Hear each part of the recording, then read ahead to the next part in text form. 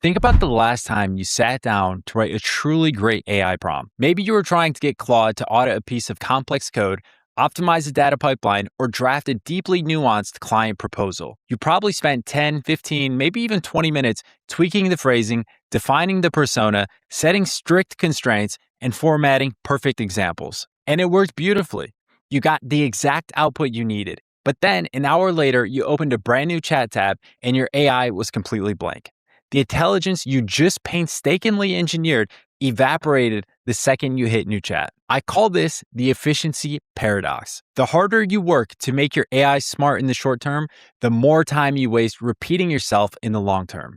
You are essentially teaching your AI how to walk over and over again every single day of your working life. Think about the sheer cognitive load of that. If you are copying and pasting context, re-explaining your corporate style guidelines, or rewriting the same act as a senior developer prompt day in and day out, you haven't actually automated anything. You've just traded one form of manual labor for another. You've become a supervisor who has to retrain their intern every single morning at 9 a.m. But at Anthropic's recent AI Code Summit, the internal engineering teams revealed a secret. They do not actually use Claude this way. While the rest of the tech world is obsessing over hyper-complex prompt engineering and chasing the perfect combination of adjectives, the people who actually built Claude are doing something completely different. They treat Claude less like a magic text box and more like a modular operating system. Today, we are going completely under the hood. We are breaking down the exact four-step framework Anthropic engineers use to build permanent, compounding AI systems that get smarter every single time you click run. We aren't talking about superficial formatting tricks or secret keywords here. We are talking about a complete shift in structural AI design. And the best part, you don't need a single line of coding experience or a computer science degree to implement this. Let's dive in. The first breakthrough requires a massive mental shift in how you view your relationship with large language models. You have to stop thinking in terms of traditional linear prompts and start thinking in modular skills. To understand why this matters, look at how you interact with your smartphone.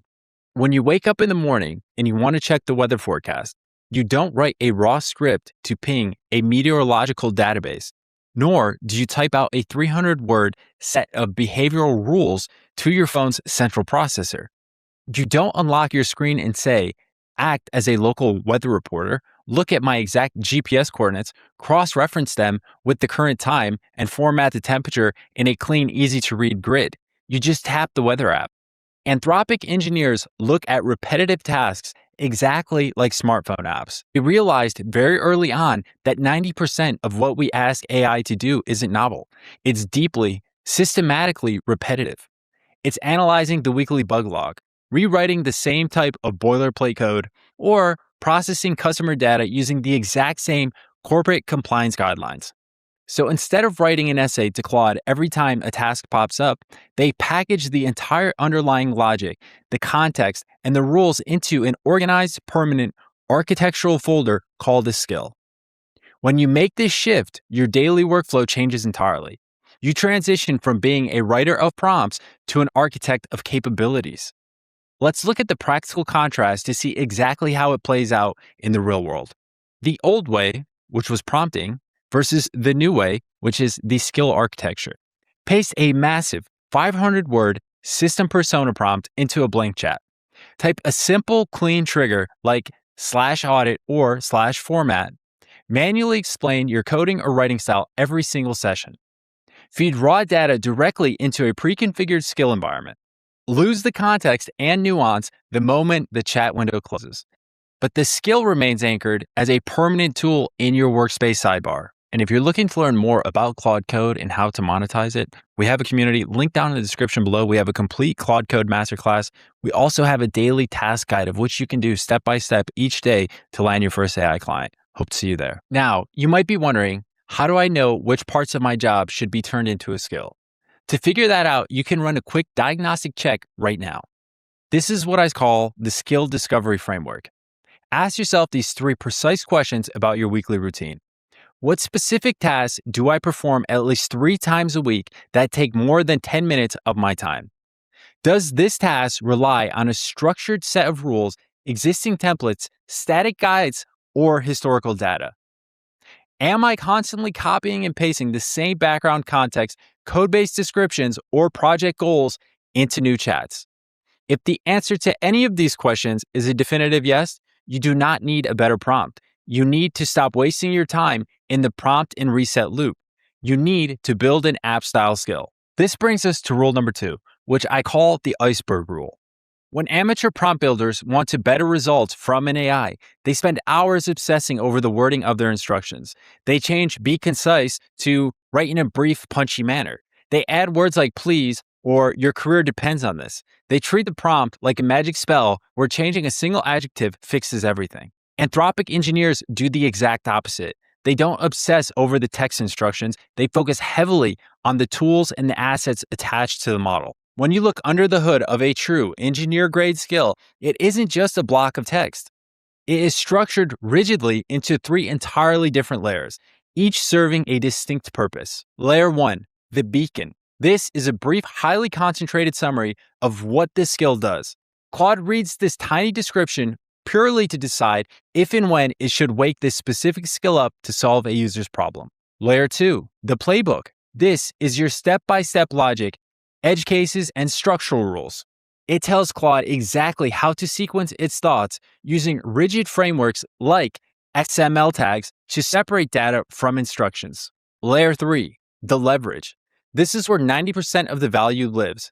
Instead of trying to explain a complex layout or a massive coding environment inside the text instructions, you anchor permanent reference files, specific code scripts, or API connections directly into the skills backend folder. Let's make this concrete with a non-technical example. Say you want Claude to review your team's code or content according to your company's very strict engineering and branding standard. The traditional prompter writes a massive 2,000-word system prompt trying to explain every single style rule, naming convention, and formatting preference in text. The model gets confused, experiences attention degradation, hallucinates, or forgets half of the constraints because the prompt is bloated. The Anthropic engineer, however, takes a completely different approach. They write a tiny 2-line instruction playbook, review the incoming data for compliance, use the attached style guide as the single source of truth. Then they upload your official corporate style guide, your historical template repository, and an automated verification script directly into the tools and assets layer. Think about why this is so much more powerful. Instead of forcing Claude to read a giant wall of text every time and trying to hold all of those rules in active context memory, you are giving it a reference library. The core secret here is simple. Leverage beats language every single time. Stop trying to make Claude guess how to behave using descriptive adjectives. Give it the exact technical blueprint to read from as a permanent tool. Pillar number 3, the Lego principle. Rule number 3 is where most people get tripped up. When people finally realize how powerful these module skills are, their immediate instinct is to build a mega skill, one massive monolithic prompt designed to handle their entire job from start to finish. If you're a software developer, you try to build a skill that reads a feature request, writes the code, designs the tests, updates the documentation, and generates a pull request all in one go. If you're a content creator, you try to build a skill that takes a raw idea, conducts market research, outlines a script, drafts the text, formats it for LinkedIn, and generates SEO keywords simultaneously. Anthropic engineers call this a massive anti-pattern. Instead, their rule is build composable, not custom. Composability means building tiny, hyper-focused, reusable micro skills that can dynamically interact with one another. Because Claude is fundamentally an agentic, highly intelligent model, it possesses the native capability to look at the array of small, specialized tools and automatically coordinate which ones need to run. It knows the exact order to run them in to fulfill your request. Instead of creating one giant, fragile machine that breaks if a single gear slips, you are creating a box of digital Lego blocks. Let's break down the massive structural benefits of keeping your skills small, focused, and composable. Flawless debugging. If your final output has a minor formatting error or a logic bug, you don't have to swift through a terrifying interconnected 3,000-word mega prompt to find the issue. You simply open up your tiny isolated formatting micro skill, fix one single sentence in the playbook, and save it. The rest of your system remains completely untouched and unharmed. Compounding reusability. If you build a pristine, highly optimized microskill just for fact-checking data or syntax optimization, you don't just use it for one specific workflow. You can easily snap that exact same verification block onto your coding workflows, your email pipelines, or your deep market research tools. You build it once and it pays dividends across your entire digital workspace. Deterministic efficiency. When an AI skill is small and hyper-focused, it uses dramatically fewer tokens per run.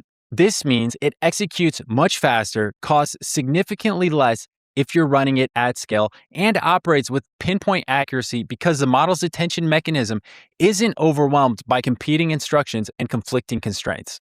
Think of it like managing a team of human experts. If you hire one person and tell them they're responsible for marketing, accounting, coding, and legal compliance, they are going to do a mediocre job at all of them. It will get overwhelmed, confuse the guidelines, and burn out. Instead, you want a team of specialized experts who do one thing flawlessly and pass the project down the assembly line. That is what composability looks like in the Anthropic ecosystem.